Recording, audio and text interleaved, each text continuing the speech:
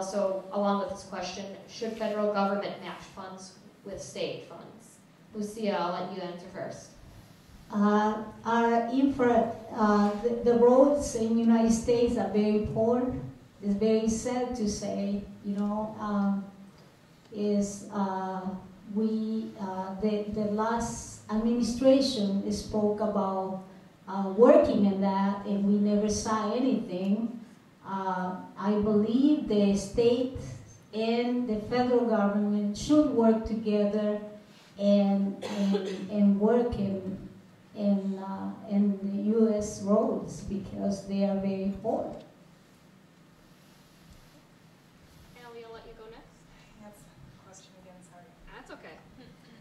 How does our country address building our infrastructure, and should federal government match funds with state funds? I do believe the state and the federal need to work together. You know, it is important, but I'm telling you, if we don't get our act together, it's not going to matter what the roads look like. I think safety absolutely needs to come first. Yeah, that's where I'm at on that one. Well, infrastructure is required for economic growth, and we need a very strong investment in infrastructure because we're way behind. We go into our airports, look at some of our bridges and things like that. So I'm for investment in infrastructure, strictly from a business standpoint, but also from a safety standpoint. I want people to feel like when they cross a bridge over a wide span of water, they ain't got to worry about it coming down or anything like that. So I'm in favor of it from a business standpoint, from a safety standpoint, and yes, I think the federal government and the states should share the responsibility financially for making sure those things happen.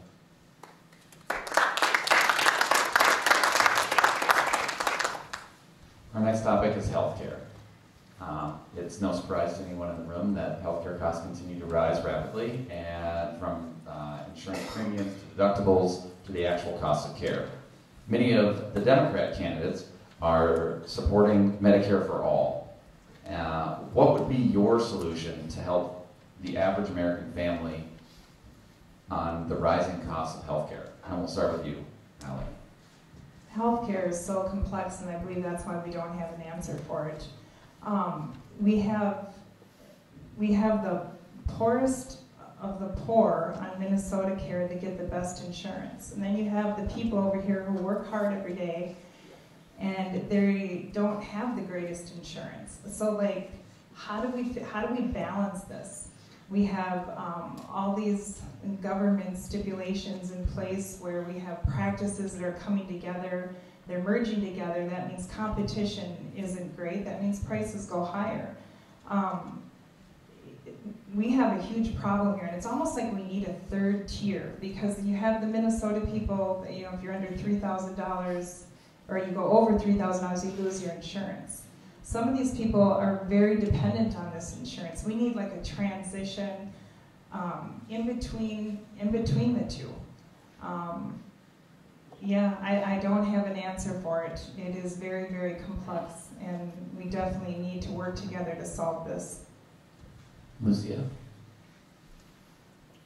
Our healthcare program in the United States is very expensive, like Ali said, and it's very complex because I will give an example. My husband had an insurance through his work, and he already overpassed the $4,000 deductible, and he had some health issue not too long ago, and the bills are piled and piled, and there is no solution. You know, you have to pay it, and everything is so high. Everybody expects to be paid, and I think as a country, we have a lot of work to do, but we cannot let Congress or the government to decide for us, because I've been also with, I have a medical problem about 5 years ago, and it was outrageous how to see how the bills were piled, and no one had a solution. Thank So Unfortunately, we're out of time. yeah. Lacey? I think the two main issues with health care is coverage and cost. As far as coverage is concerned, most Americans have health insurance, so I don't believe in revamping the whole system and turning 25% of our economy over to the government, because once again, I don't trust them to do that well. The other thing is that the history and culture of America says it wouldn't work anyway. So as far as the coverage is concerned, we take a look at the people with existing condition and maybe design a program specifically for them. And now you're left with the rest of the people who already have coverage to drive the costs down. Because a lot of people have insurance, but like she said, by the time you get to paying the co-pays and deductible, it's very expensive. So we're going to drive that down. We need to start looking at some creative things. Why not offer college kids coming out of medical school a certain incentive to work at local hospitals at a reduced rate and bring down the cost? We got to eliminate all of the state-by-state regulation and regulatory issues and get rid of the between state boundaries and things and make competition nationwide and rely on the free enterprise system to drive down coverage and come up with solutions rather than the federal government. Of course, I don't believe in international healthcare system. All right, this is going to deal with the Equality Act, H.R. 5. It has been introduced in the House. The bill prohibits discrimination based on gender, sexual orientation, or gender identity. The bill allows the Department of Justice to intervene in equal protection actions. Would you or would you not support this act? Lacey, I'll start with you. I would support the act. I would have some hesitancy about the Department of Justice coming up with the regulations for it, because I've seen what happened with Title IX and how you get a socialist president in there and they come up with rules that really is not fair to anyone. But I support the act, and I think we should have equality and everybody should have equal rights across the board. Lucia, I'll let you go next. I support the bill, but I believe that everybody had the right to be treated equally as an American citizen. Allie? Again, this is complex because you support something like that and you just don't know where the outcome's going to go. Everyone should be treated equally, absolutely. My concern is, and what I see here in Minnesota in some cases, is you gotta live, you can be different. We should never ever judge. We never know what people are going through and what makes them tick. But you can't live on top of each other. You have to respect the differences without asking you to change your value system to accommodate the way that I choose to live. And, that ties into, different cultures and so forth, even with immigration, refugees coming here. There's one law that's called American law. You assimilate and we respect each other. Our people can't go back to a different country to live their life in their ways. This is what they know. And I think it's very important that when we come to those differences, respect is where we go.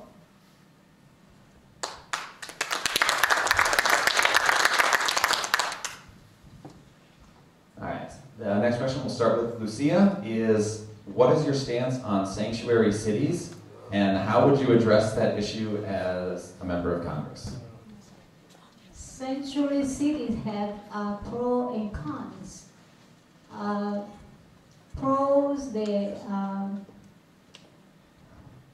immigrants can be controlled a certain way. Like in my Spanish community, people are always very afraid of the police, very afraid of deportation, and it's important the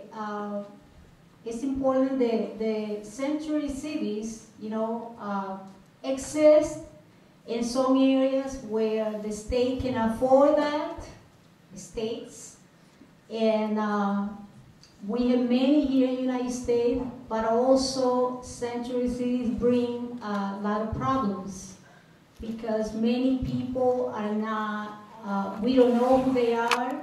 We don't know if they are criminals. We don't know if they will bring problems. So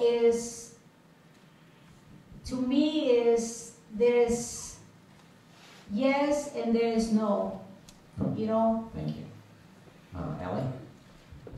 By supporting sanctuary cities, we people who know better are not giving them the opportunity to live out the American dream. It's a shame for them to come here and to be into hiding, to live that kind of life. I mean, that's not a quality life. We need to pave the path in a different way. And that is exactly what our president says, and I stand behind him 100%. There's a legal way to come here. It protects both sides of the border.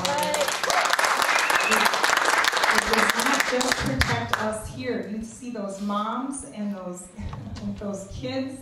They think they're going to come here. They've been told all this stuff. They get to the border. They're rejected. And along the way, let me tell you, I've talked to people. It is not a pretty journey for these people. There is a ton of abuse and a lot of neglect that they go through to get here, only to have the door closed on them or to live a really awful life on the run. That is not quality. We know better, and we have to stand behind our president on this. To me, this is very simple. Everybody obeys the law. The fact is, the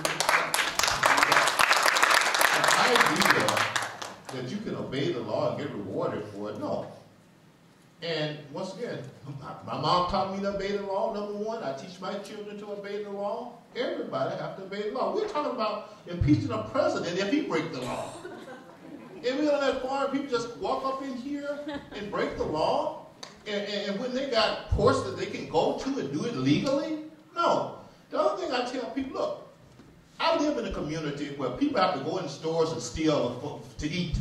Nobody is talking about a sanctuary city for them because they're poor and need help. No sanctuary city. It's very simple. And look, during the Civil Rights Movement, if we thought a law was unfair, we paid this price and went to jail and got it changed. And if you notice, and I end up with this, as much as people talk about these immigration laws, no one ever says it's unfair. They just say, we don't like the people that you're locking up because of the law. It's simple. We all have to obey the law. Thank you, Lacey.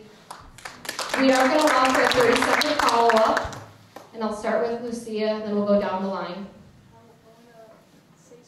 Yep, 30-second follow-up. Yep.